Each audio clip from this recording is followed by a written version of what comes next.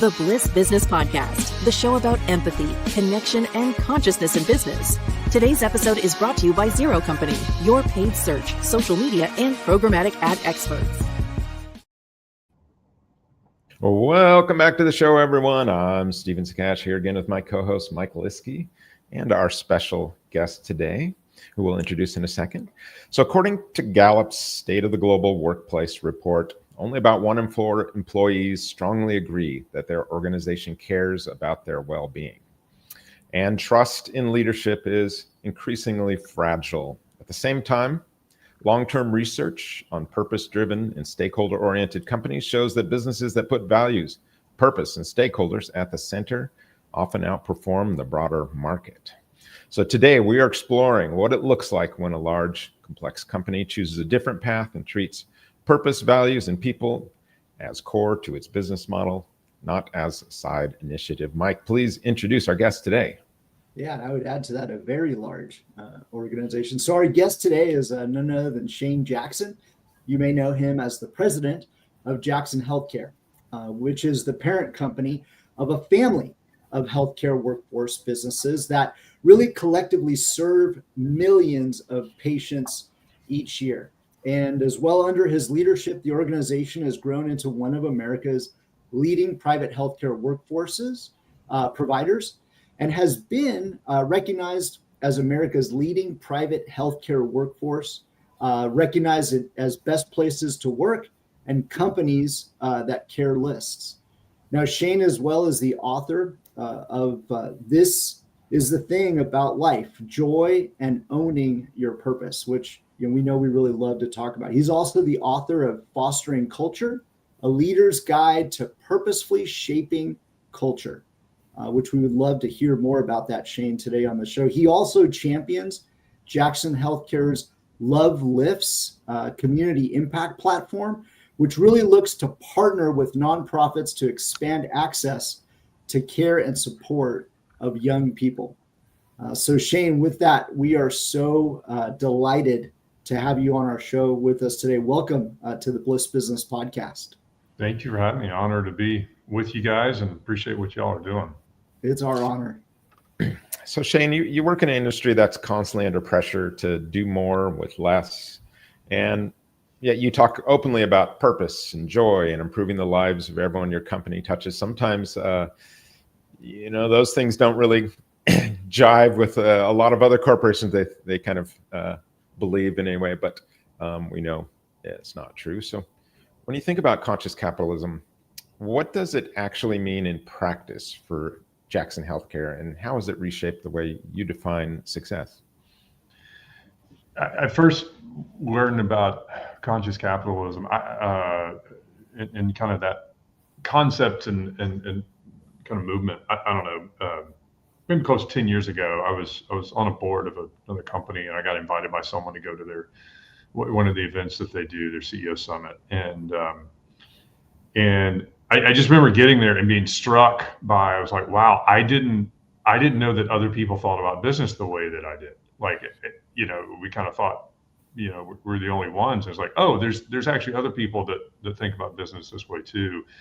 One of the things I remember very distinctly from that event is hearing someone articulate what conscious capitalism is, and I think the part that's often missed is unfortunate is that conscious capitalism starts with the foundational understanding that capitalism itself is one of the largest forces for good in the history of the world. Capitalism has done arguably more than anything else that's ever occurred. Anything else has been invented by humans in lifting people out of poverty. Everywhere that capitalism is used, incomes go up, quality of life goes up, all those sorts of things. It's the only moral economic system. People participate in capitalism voluntarily on both sides, and they only transact if it's something that's good for both of them. Any other economic model is forced.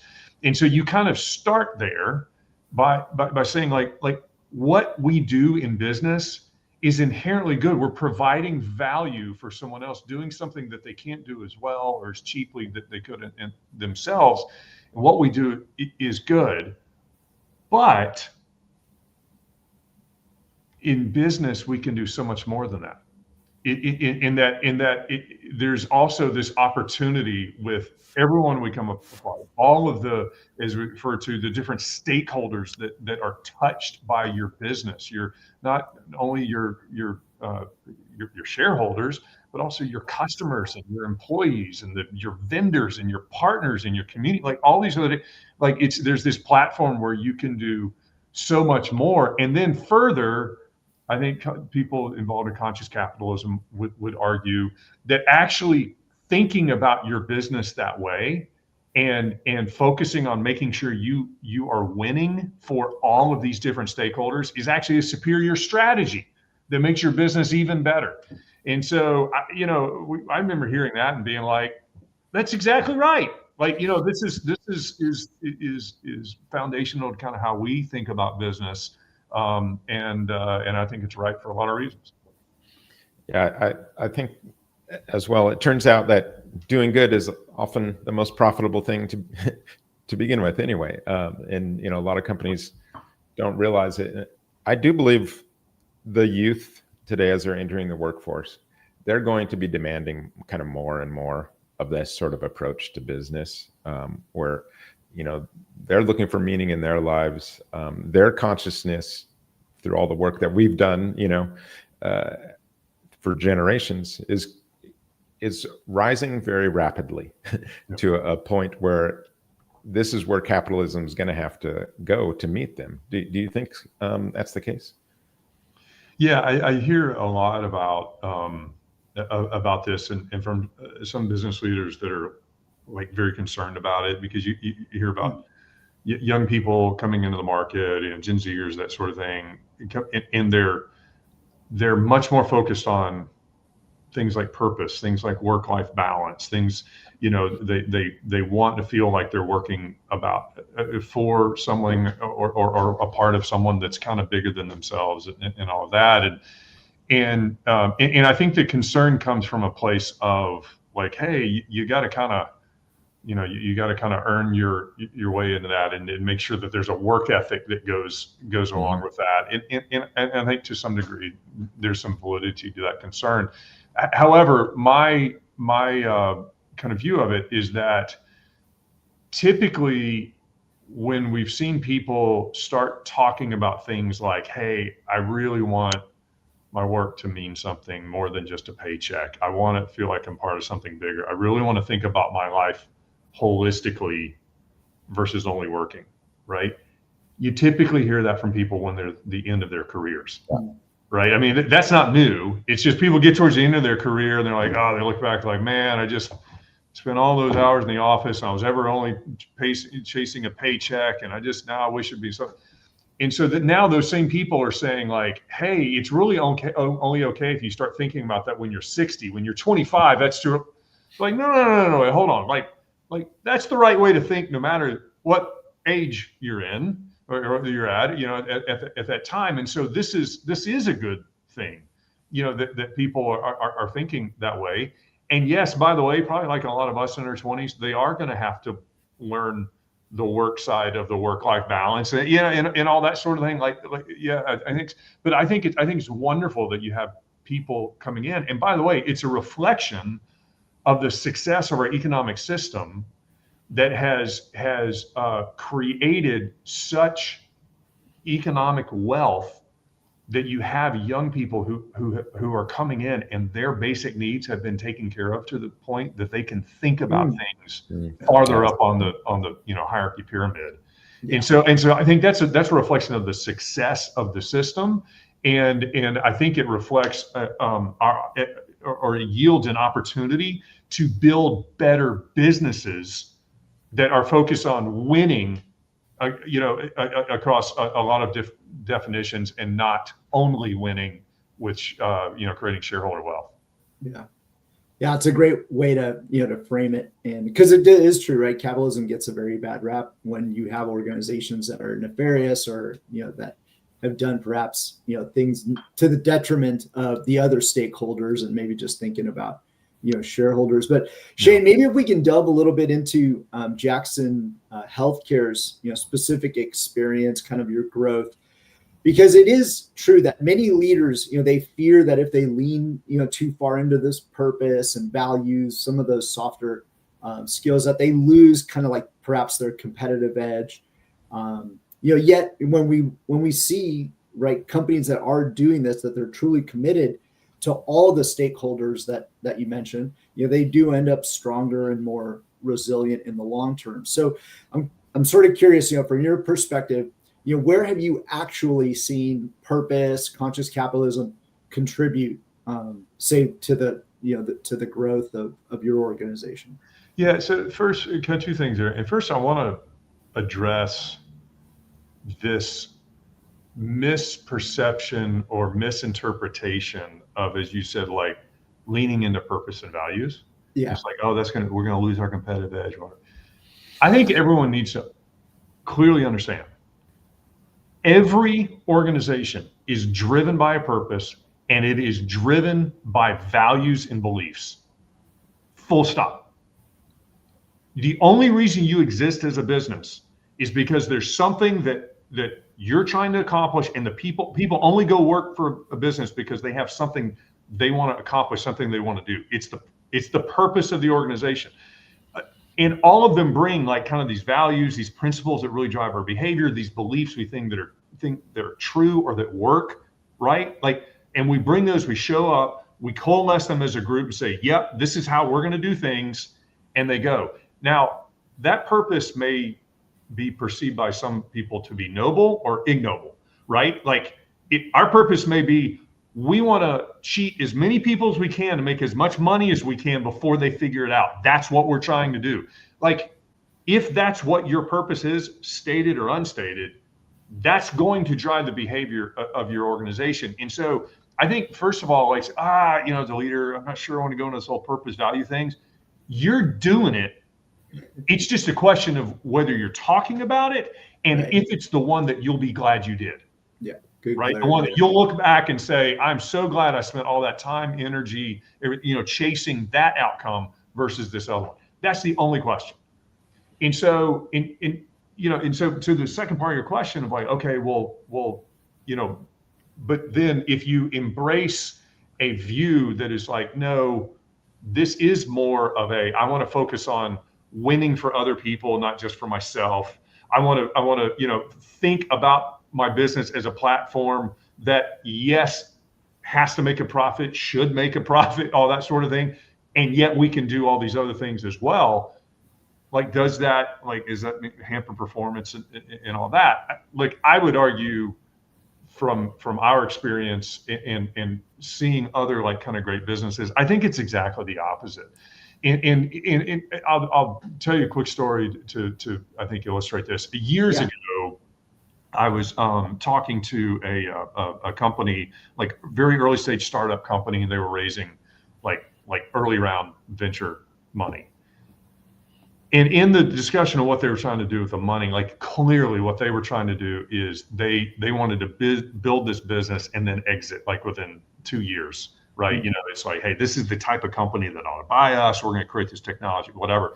But what came out was their use of funds was they were doing things that were absolute shortcuts because they believed they would not be in the business 3 years from now, that it would be sold, right? And I just asked them the question, I go, guys, what if you're wrong?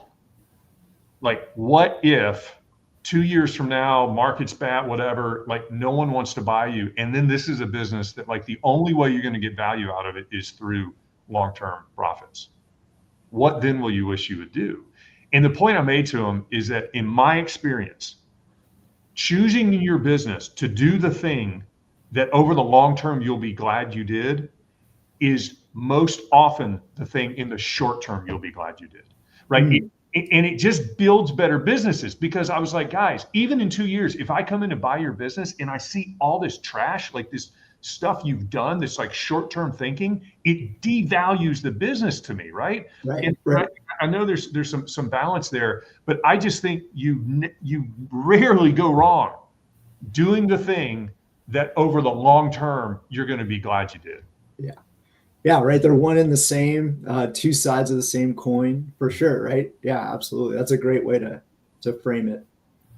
So Shane, Jackson Healthcare, it's been repeatedly recognized for its culture, as a great place to work. We see all the awards you've won on that regard. From a systems perspective, our audience, we're trying to pull out some of these ideas as far as systems, because we want to make sure that they can build systems of kindness, that are repeated versus random acts of kindness. We want to systemize kindness. That's kind of what our Bliss message is about. From a systems perspective, what have you put in place so that your values and your conscious capitalism philosophy and your purpose kind of show up in how the organization runs day to day? Is there anything off the top of your head that you instantly think of? Yeah, I mean, it's a lot. And I would say for us, it's just kind of so ingrained into so much of what we do. Like I can't just pull out one thing. However, let me frame it this way. So the first book I wrote, it's called Fostering Culture. You mentioned it earlier. I wrote it as like an internal training document for our leaders. I actually hadn't intended it to be a public facing book.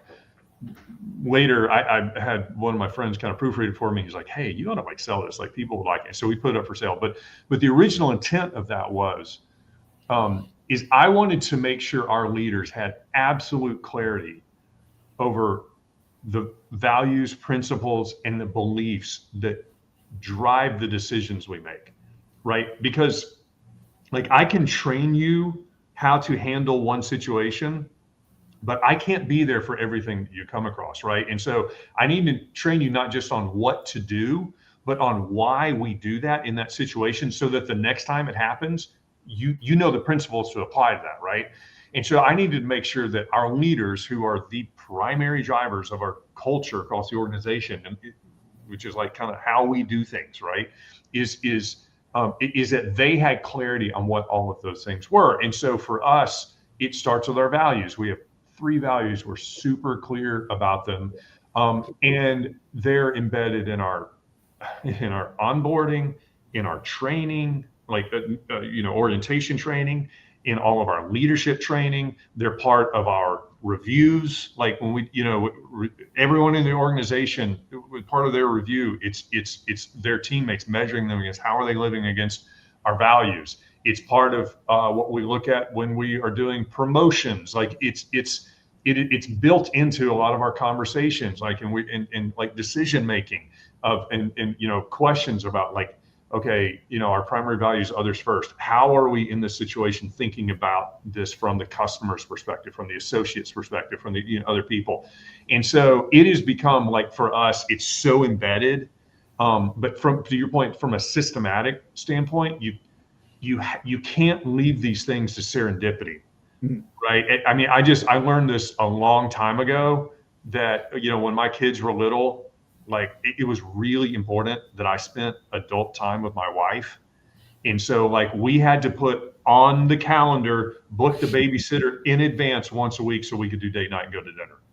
Because otherwise you just get too busy and you're caught up in the whirlwind, and and back then it's changing diapers and soccer practice and all the stuff, right? And then you're like, oh, I haven't actually had a conversation with my wife in 3 weeks, right? You can't leave important things to serendipity. And so for us, putting in those things, this is going to be in our training, this is going to be on our reviews, whatever, it creates the foundation so that it becomes just kind of in the fabric of your culture. Yeah, I like that example you give because of just even, that date night, and trying to systemize it, because it really is, when you think about it, it is systemizing that connection in some way, just so you're making sure that it happens. Yeah. And extrapolating that to the larger business. That's why you've really got to kind of systemize some of these things so that you make sure it happens, so that, you've got 20,000 employees, whenever they're off doing something, you can't be there for every single one of them. But if they're asking, what is the right thing the company wants me to do here? For us, it's what is the loving thing to do here? Yeah. And if that's going through kind of as a mantra, then you know you're leading with heart and with purpose, I think. I love that example. It's a small one, but it does extrapolate out. Yeah, for sure. Yeah, it reminds me a lot too. We used to have brown bag lunches with the CEO at a large organization where I was at. And, the ones that got invited to those brown bag lunches were frontline employees that would never necessarily be in the same room, perhaps with the CEO. And, the CEOs at that time, they wanted to hear, and it spanned across a number of CEOs. They wanted to hear what was going on, not to, come back and provide any sort of punishment, but, just really wanting to hear, what is going on within the depths of the organization. So Shane, maybe delving a little bit further into, because again, you oversee a very large organization, and the culture can drift in certain spots, right? So inevitably you're going to discover those. How is it you've been able, I guess, number one, to identify where in the system there's perhaps been this misalignment of values or purpose drift? And then what does it look like? Maybe give our audience some practical ways for the business to kind of pull those back and create realignment. Yeah, it definitely happens. And there's a balance too, because like one of the things we talk a little bit about is subcultures, right? So you kind of have your main culture, but then everyone interprets a little bit differently. And the analogy I give is, me and my brother and sister, we all grew up in the same house, kind of the same kind of core beliefs or whatever. But you show up at my brother's house on a random Tuesday night in my house, things are very different, right? So this happens with leaders as we may agree on some foundational principles, but may interpret them a little bit differently. We may prioritize them a little bit differently, apply them a little bit differently, right? And some of that, you want, right? Because it's oh, I've actually never thought about that way. That's actually better than I was doing it. And so you want some of that, as long as it's kind of founded in some of the same core beliefs. Right. But you're right, though, sometimes things just get clearly off track, in a way that's unhealthy. And so I would say two things. First of all, kind of like we were saying in the last question, you've got to have the mechanisms in place to detect this. And because in my experience, when we have a cultural problem, meaning we have a group, a team, a business that is doing things in a way that's contrary to our core beliefs, right? And which results in an atmosphere, in other words, a way the people on that team are feeling emotions we don't want them to feel. Right? They're feeling oppressed, they're feeling beat up, they're all that sort of thing, right? This is not the atmosphere, this is not the culture that we want. That circumstance is, I say almost always, in my experience, it has always been because we have a leader who is misaligned on and does not fundamentally believe the same things that we believe around values. It's always the case. Wow. And so, and if you think about it, as a leader, I get to reward behaviors, I get to punish behaviors. I model hey, this comes up, I'm reacting. Everyone's okay, I guess that's what we do now, right?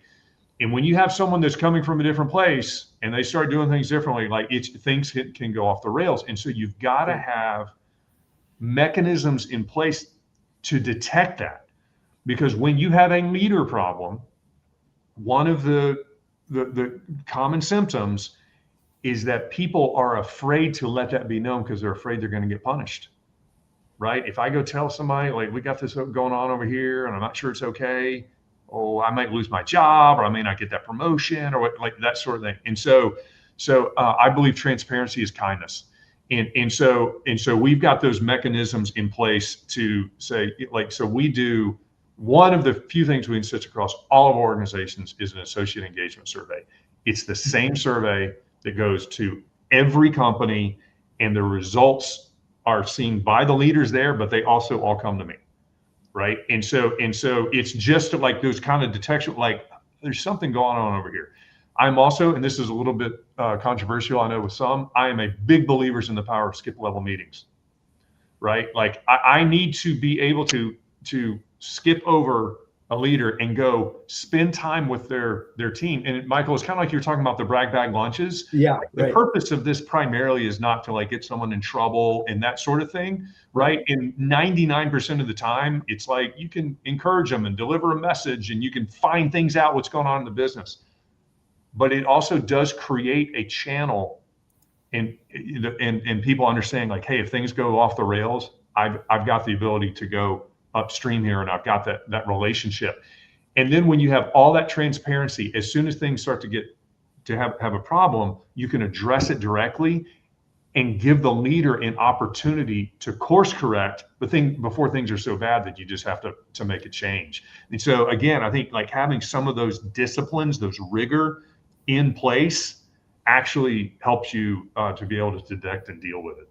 For sure. And then I would say in the vertical that you serve, there's a lot of pressure that takes place, right, on all of those medical professionals and healthcare workers. I'm actually curious, because pressure a lot of times forces people to act in sort of bad ways.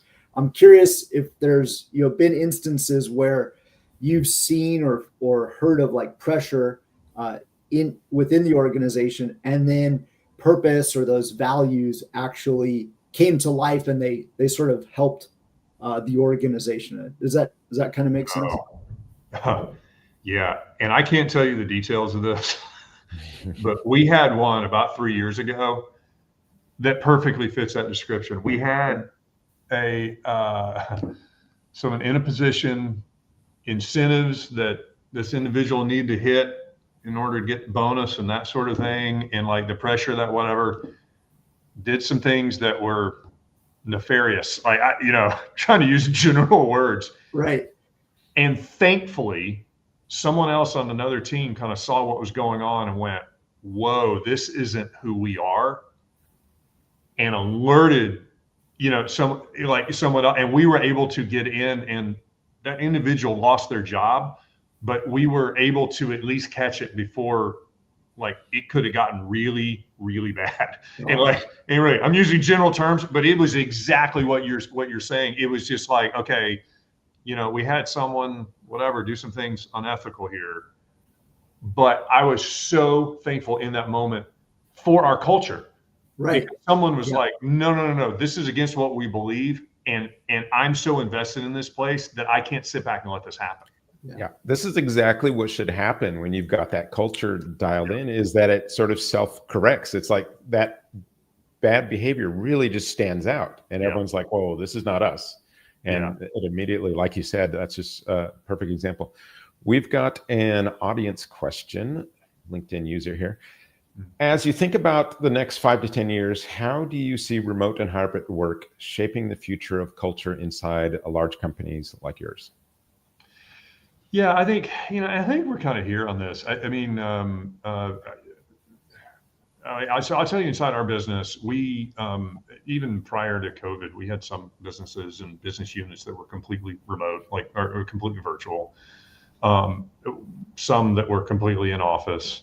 I would say, kind of post COVID, we have more people that work hybrid.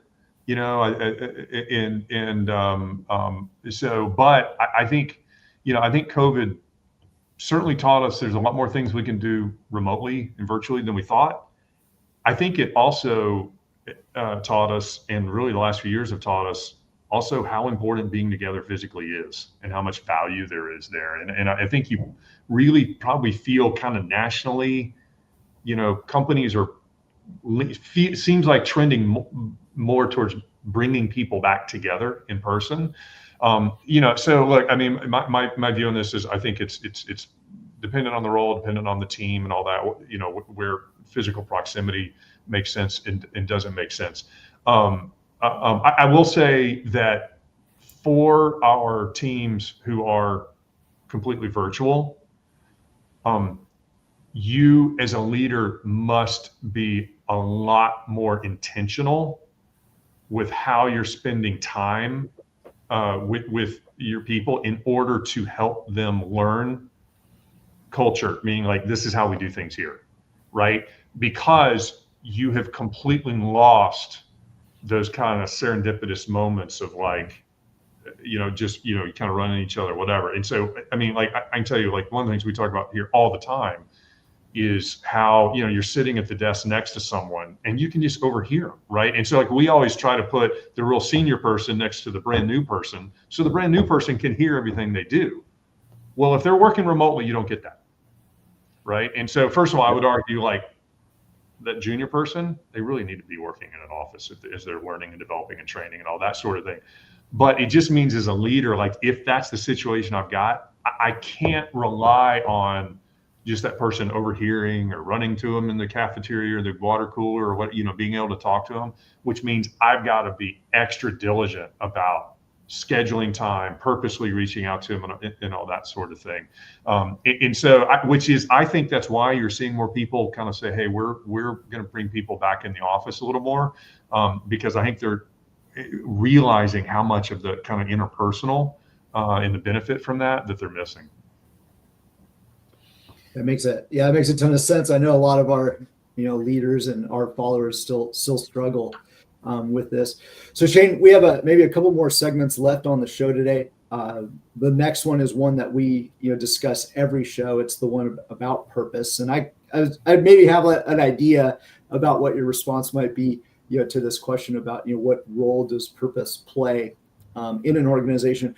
But perhaps we can delve into like a compare and contrast between Jackson Healthcare and some of the other perhaps healthcare providers here in the US, and maybe what the difference that purpose makes. So maybe for our listeners, what is would you say the role of purpose plays within an organization, and then how is it coming alive between Jackson Healthcare and maybe some of the other systems out there that we see?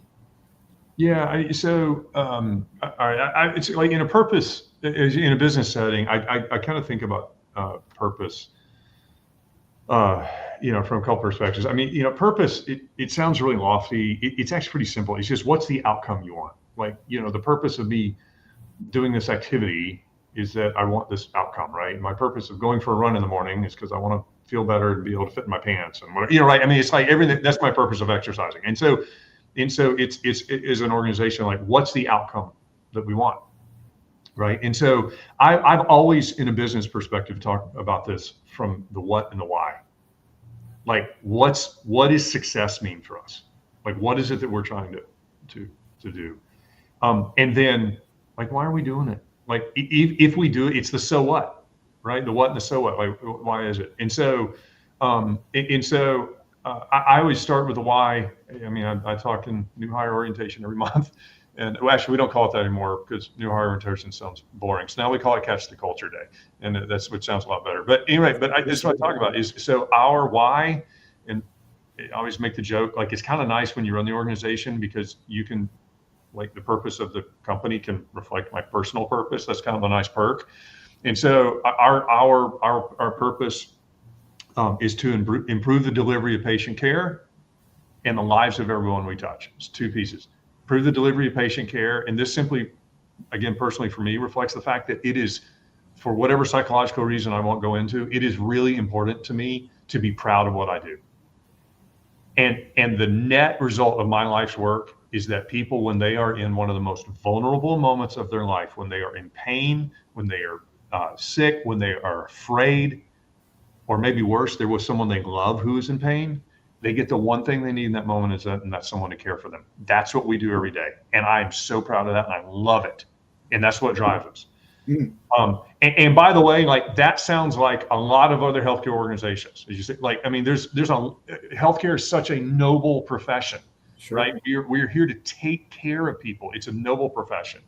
For us, the part that's a little bit different and a little bit more distinctive is that second part of, and we want to improve the lives of everyone we touch. And it is simply a reflection of the reality that as we go through life, as we go through our careers, as we go through our days, we come in contact with so many people. And in that moment, we get the opportunity to choose what our impact is going to be on them. And again, for me personally, it's important to me that as many people I come in contact with say I was better because I interacted with him. And that's like, And so that's why we have this business. That's how we run this business, all of that. The second part is, okay, that's great. That's the why, but like, how does that show up? What's success for us? And so, and we frame it in two ways. Success for our company, the way we measure ourselves at the end of the year, the way we say, did our leaders do their job? Do our people do their job? Is we say success for us is sustainable growth and meaningful impact. Sustainable growth and meaningful impact. Meaning when one of my presidents or company leaders at the end of the year says, well, that's successful, I'm going to say, did you do things this year that are going to allow us to sustainably grow over time? Meaning continue to get better, and things that when we look back in 3 years from now, 5 years from now, we're so glad we did that in 2025 because it's enabled us to grow sustainably over time. And then the second piece of that is, are we having a meaningful impact on people? Meaningful impact on our customers. We're solving big, valuable problems for them. A meaningful impact on our associates. Their lives are better. They're developing because they're here. A meaningful impact on our partners, our communities. Because if we do all that, by the way, that also helps us source sustainable growth. And for us, that has helped us find so many people that go, yeah, I want to be a part of that. Right. Like, that sounds like something that resonates with me. I want to be able to say, like, I'm proud of what I do and I've impacted people and I'm building something that stands the test of time. And we have all these amazing people who have built this incredible business. Yeah. And certainly I would say in a vertical that needs it so much, right? With so many frustrated, say, professionals out there, that I think that's great. I think the momentum is definitely swinging in your favor there, Shane. So Shane, one question we ask every guest on the show is some form of this is, what role does love play in business? I love that you asked this. So I mentioned earlier, so we have three values, our three primary values we talk about: others first, wisdom, and growth. Others first is the one on top. The kind of story behind this is when it worked several years ago on kind of articulating this. Before that, we kind of had a whole bunch of values. I was like, no one can remember all those. We need to kind of be succinct. And so my first version was love, wisdom, and growth. And so we kind of chickened out, but you guys are braver than us. Like, we chickened out on the word love, and we went with others first. But I will tell you why we did it is because love, it's an incredible, powerful word. It means a lot of different things to different people. And in a business context, it can get confusing, right? And so what we decided is we want to be clear about what we're talking about in love, which is really like agape love. It's thinking about other people before yourself. So we're just going to go with that. But then, as you mentioned earlier, our community impact platform that we have is called Love Lifts, which is like, really, it was like, if you love someone, you just want to help lift them up. Right? If your family member, your brother, your sister is down, like, you love them. You want to help pick them back up. And that's how we see, like, we love people too. We want to help lift them up. And so I actually think that as not just a relationship thing, but as a business thing, love is very powerful. And this is what, when I talk to our people about, as we say others first, it's like, well, this is not just a relationship concept. It's a good one. Like, in your marriage and in your friendships, like, if you were to think about the other person before yourself, that's probably a pretty good thing to do for your marriage, right? I would say, it's going to make your friendships better and all of that. It's important. But for us, others first encapsulate our business strategy, right? So if you really take the time to understand your customers, like, what are they going through? What's the problems that they're having? And then respond to that, versus coming with a me first approach of like, hey, I've got this thing and I'm going to try to convince you that and sell you that, whatever, right? You're going to win so many more times with the other first strategy, right? Like I really, like, wow, this person really understands me. Like, how did they even know we were dealing with that? Like, this is going to be really valuable, really helpful. So this idea of love, of others first, as we call it, like, I think is a brilliant way to approach business. It's going to help you create so much more value for so many other people, in addition to helping build hopefully better relationships. That is a perfect example.